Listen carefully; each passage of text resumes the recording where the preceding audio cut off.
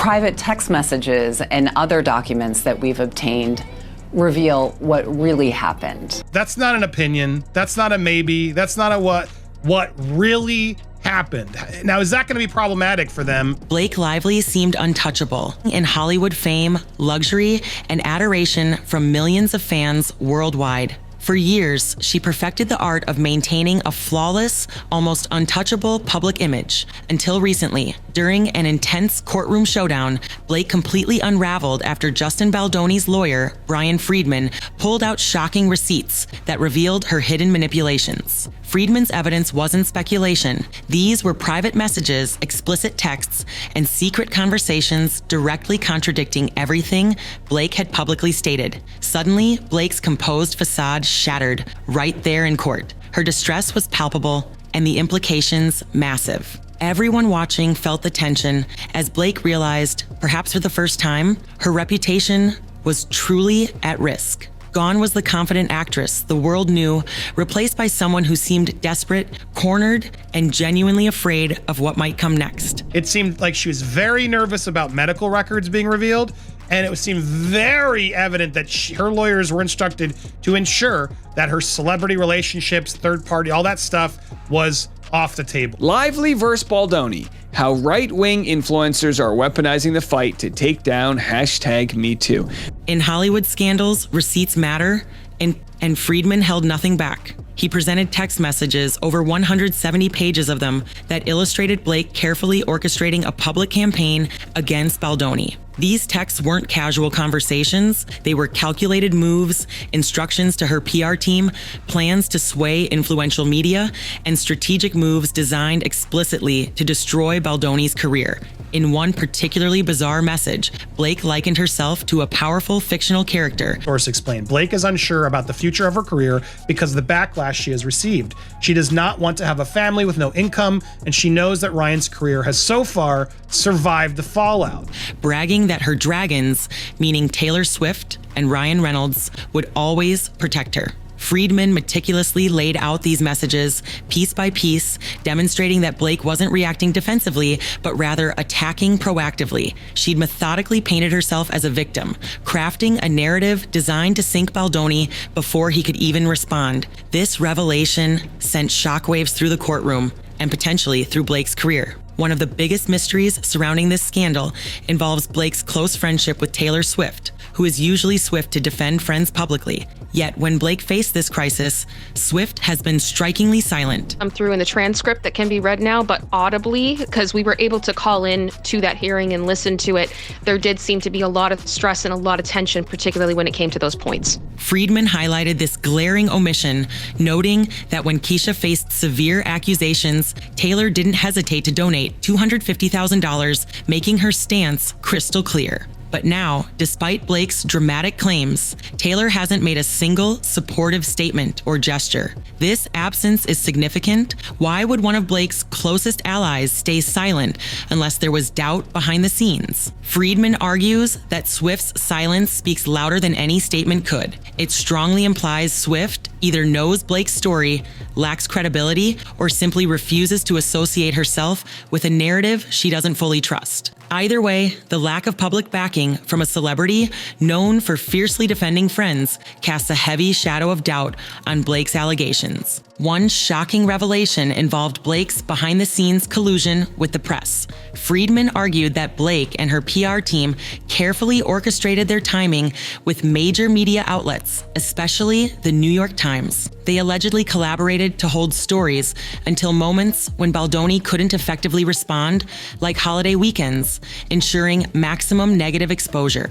This calculated approach raised eyebrows. If Blake truly had undeniable evidence, why wouldn't she release it immediately? The strategy of dropping stories when Baldoni would have minimal chance to defend himself points directly to a deliberate campaign to damage his reputation rather than genuinely inform the public. Freedman didn't stop there. He suggested they might even sue the New York Times itself, potentially dragging the powerful media giant into court to reveal the truth behind its coverage of Baldoni and Blake's dispute. Suddenly, Blake's carefully curated image was crumbling, replaced by the disturbing portrait of a woman using her fame and connections to manipulate narratives for personal gain. Hollywood agencies follow money, not morals, and the massive talent agency representing both Baldoni and Blake at one time exemplified this. Freedman exposed how WME dumped Baldoni immediately after Blake made her accusations. Ari Emanuel, WME's CEO, publicly sided with Blake and Ryan Reynolds,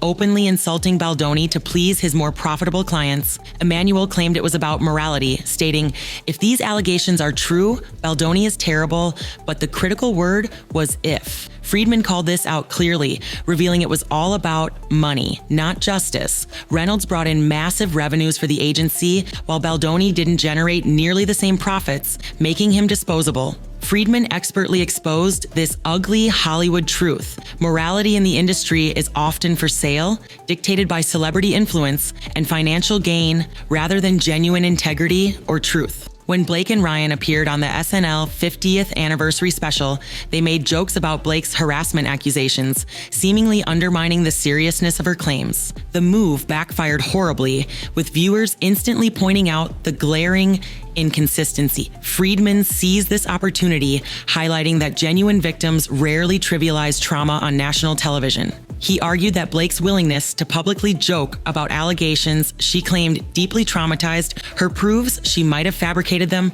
Even hardcore fans of Blake and Reynolds were left confused and disappointed. Freedman made it clear he plans to introduce this footage in court, suggesting it reveals Blake's true intentions, publicity and power, rather than justice or accountability. This moment significantly damaged Blake's credibility in the eyes of both fans and industry insiders, raising serious questions about whether her accusations were ever genuine. One of the most damaging facts Freedman highlighted was that Blake never filed a formal harassment complaint with Sony, the very studio where she alleged the harassment occurred. This omission was critical. Freedman argued convincingly that a victim genuinely experiencing trauma would have sought immediate help or formally documented the harassment. Blake's failure to do either makes her accusations look less genuine and more like carefully planned revenge. In court, Blake's lawyers struggled to justify this missing evidence, further weakening her case and bolstering Freedman's argument that her claims were orchestrated primarily to ruin Baldoni's reputation rather than seek justice. Throughout the controversy, Blake's publicist Leslie Sloan coordinated multiple negative media leaks against Baldoni. Freedman accused Sloan and her PR team of feeding false or exaggerated stories to reporters to ensure Baldoni's reputation was irreparably damaged. These leaks weren't random. They were strategically timed to correspond with court filings or important career moments for Baldoni. Freedman is now aggressively seeking court approval to access Blake's private communications with her publicists and the press. If successful, these documents could completely unravel Blake's narrative, showing the world exactly how she orchestrated her alleged victimhood. Such revelations would not only crush Blake's courtroom credibility, but could permanently ruin her standing in Hollywood. Freedman made headlines by filing a stunning $400 million defamation countersuit against Blake, one of Hollywood's largest ever. This isn't merely symbolic, it's a determined effort to prove just how destructive Blake's actions have been.